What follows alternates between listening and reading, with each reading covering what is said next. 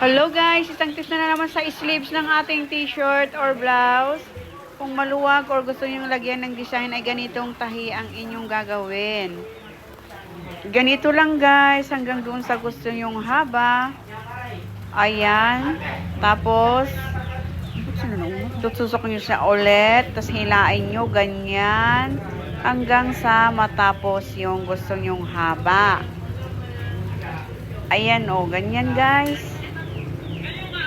Yan, ganyan lang. Tapos, pagkatapos niyan ay hihilain nyo niya siya, guys. O, ganyan o, tingnan nyo, di ba? Hilain nyo, guys, at tingnan nyo ang kanyang kinalabasan. Ito ay maganda, guys. Meron na siyang tahi. Meron pang design. Tingnan nyo, o. Ang cute.